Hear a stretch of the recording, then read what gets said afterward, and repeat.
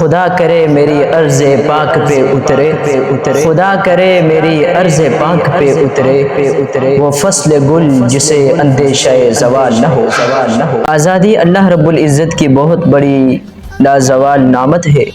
قیام پاکستان کا حصول صرف ایک زمین کے ٹکڑے کے لیے نہیں کیا گیا تھا، بلکہ ایک ایسی ریاست کا حصول تھا جہاں مسلمان اللہ اور اس کے رسول صلی اللہ علیہ وآلہ وسلم کی اطاعت و فرما برداری کے مطابق پرامن زندگی گزار سکے۔ یہ ارض پاک 2 لاکھ شہیدوں کے خون، 2 کروڑ لوگوں کی قربانیوں، ہمارے اسلاف و مشائخ کی شب و روز محنت و لگن کا نتیجہ ہے۔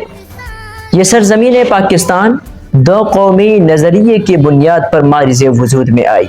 تحریک آزادی کے وقت ہر طرف اس نعرے کی گونج تھی، پاکستان کا مطلب کیا؟ لا الہ الا اللہ۔ جشن آزادی منانے کا مقصد اللہ رب العزت کی عطا کردہ بہت بڑی نعمت آزادی، اس پر شکر کا اظہار کرنا ہے۔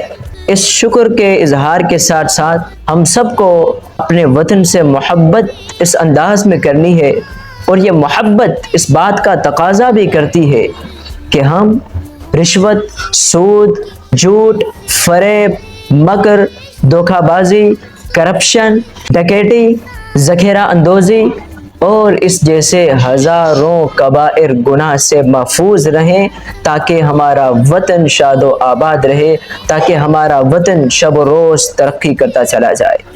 اور ساتھ ساتھ ہم ہمارے اسلاف و مشائخ جنہوں نے شب و روز محنت و لگن سے کئی سالوں پر محیط ایسی لازوال قربانیاں پیش کی کہ جن کی بدولت یہ وطن ہمیں ملا، ان کی ایصال ثواب کا بھرپور اہتمام کریں، ان کی قربانیوں کو ہم لوگوں کے سامنے، قوم کے سامنے اجاگر کریں،